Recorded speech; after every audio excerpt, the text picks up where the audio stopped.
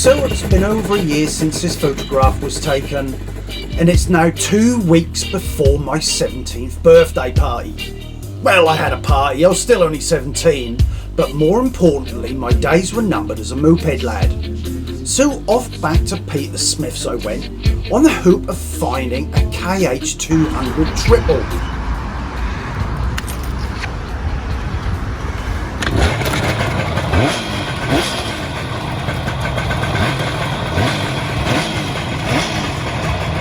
Oh, what an amazing looking machine. But walking in his shop down Waplow Road, I saw an RD250.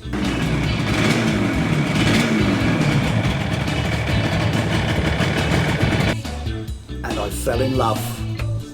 And then my journey started as a 250 tearaway in February 1980. Now you might be asking, how can this now 17-year-old afford 800 quid when only a year ago I was sweeping floors in my stepfather's factory? Well, now slave labour had really hit this 16-year-old because I was now actually working full-time as a metal polisher, chrome plater in that factory of my stepfather's and my mother's. You also may be asking, crikey, he must have been on a lot of money. Nope, I was not on a lot of money, and like most kids in them days, my mum sorted out some HP, hire purchase. So there I was, 800 quid in debt 2 weeks before my 17th birthday. Now, I clearly remember my 17th birthday. No longer a moped lad, almost grown up, this 17-year-old kicked over this RD250 and I went to go to work. Obviously to pay off the 800 quid. Now I remember stopping opposite prices down in Lowestoft, and as I pulled away, still thinking I was on my little moped, I opened up the throttle, full open, the wheelie halfway down the road, my feet dangling off the back as I'm trying to get control, and then bang back down. Just avoided my first accident on my first morning of this beautiful machine. Lesson learned. It's not a 50cc, it's a 250cc Yamaha. Well, after I got to work and I cleaned out my pants because I felt I'd shit myself. Well, I hadn't shit myself, but that's how it felt after wheeling halfway down the road. I looked at that motorbike and thought I need to do some Gary pimping, because I was now an accomplished metal polisher and an apprentice chrome plater. So I polished the side casing, I polished the fin. Then the pegs that supported my lovely Doc Martens were chrome plated, along with the arm on the back brake, and of course the kickstart. Now I had what I considered a well balanced, lovely 250 machine. Can we please change the music to something a little bit more punchy? That's it. So after nearly pooing my pants that first day, I started to work on the corner, and there was a notorious place called the S-Bends on Barnaby on the way to Beccles. So I used to practice on there, and one day I took it a little too hard, and it's a blind corner right in the middle, and I literally went the other side of the road. Now if there was a car coming on the other side, I would have been toast, and that's my first memory of I need to respect this 250 a little bit more than I did my 50cc AP.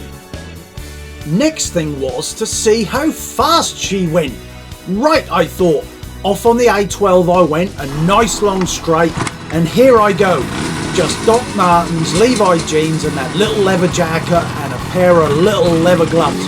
So off I went really hard, laying down on the handlebars, but this time I daren't put my feet up onto the indicators. And it looked like, and yes I did, I clocked myself at 100 miles an hour. And I nearly pooped my pants again.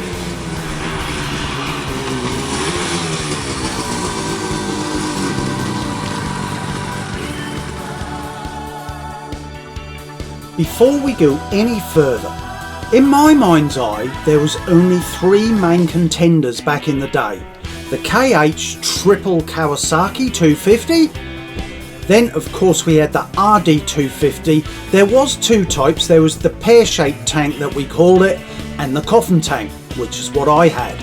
And then there was a new kid on the block, the X7, which was supposed to be the fastest, yes, the fastest 250 on the road in 1980.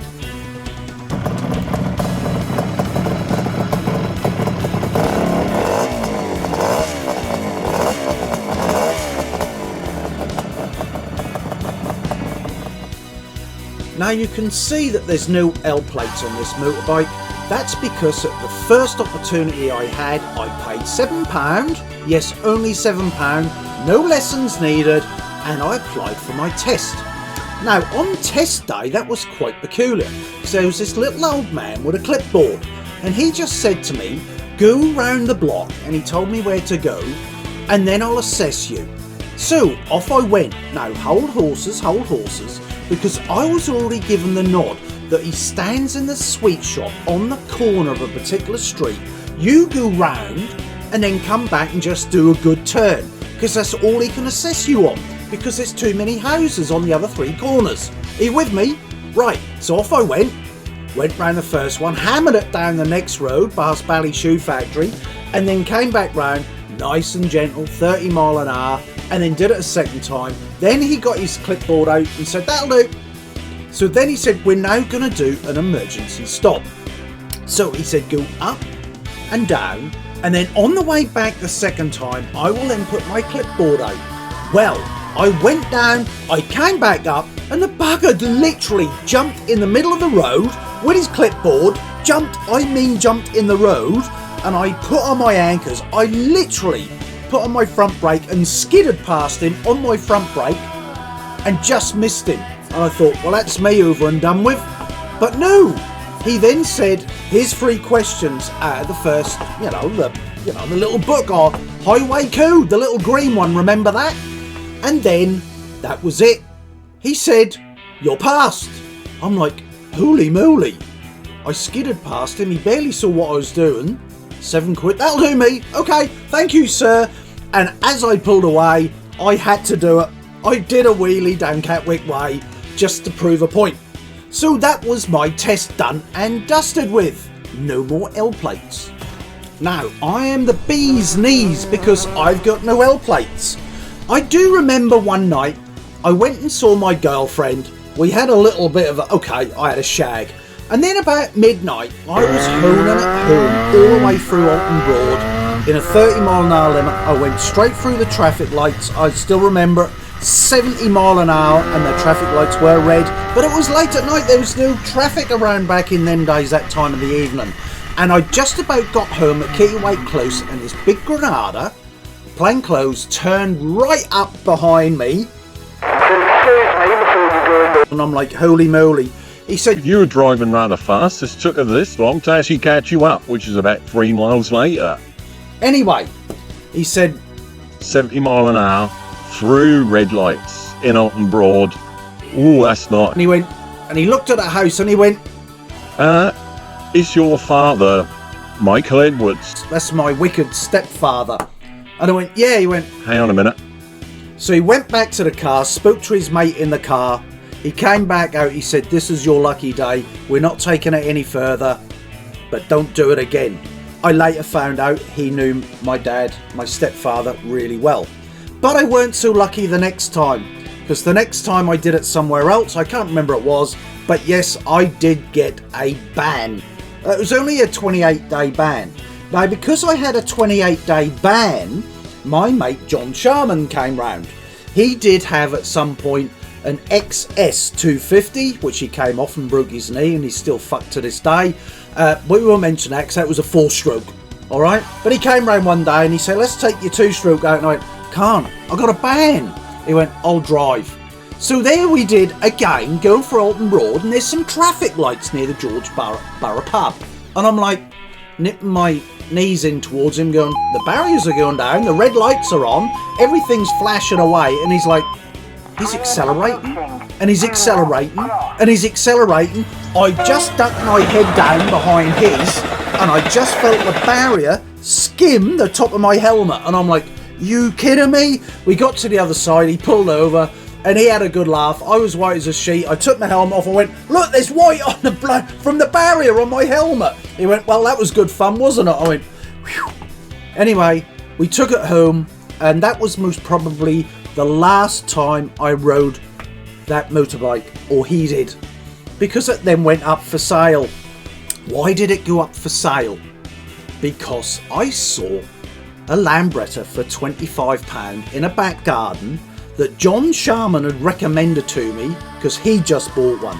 So there I was with an £800 RD250. It got garaged for a Lambretta for 25 quid at someone's back garden. I look at it to this day, and here I am, look, out the front of my house posing this 17-year-old, and you can just see the RD250 in the background before I sold it. I swear, if I'd have kept that RD250, I would either be maimed, seriously, brain damage, or I might not even be here to this day. The Lambretta took the hunger out of the speed. But there were other memories, me going round with Steve Sturman, remember him as a moped lad, and we would hang out on his KH250 and we'd pose round town. But what happened to all of the others? What happened to them?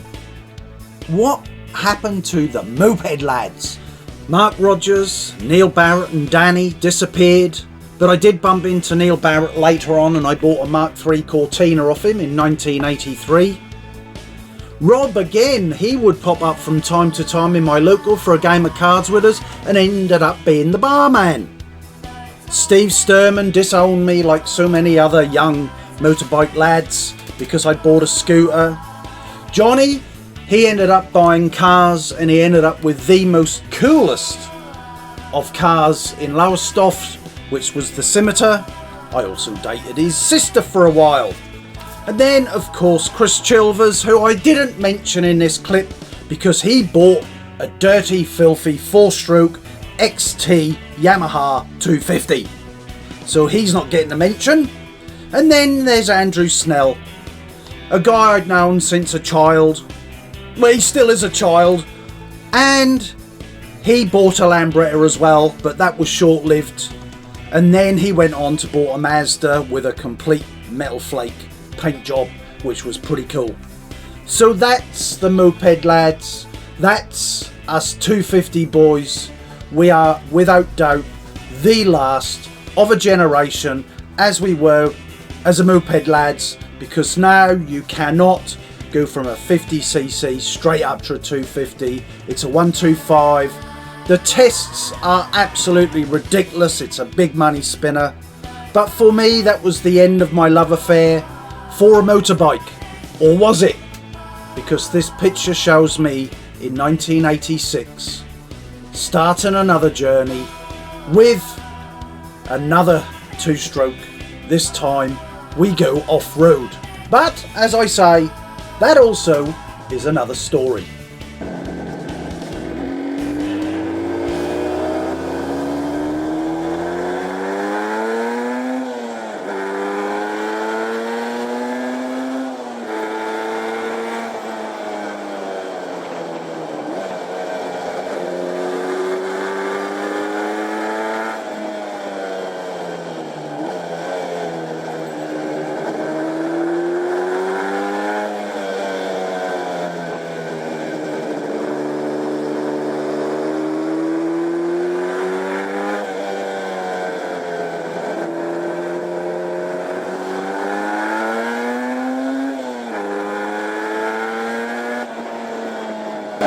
Take a piece of Duncan, ride, ride.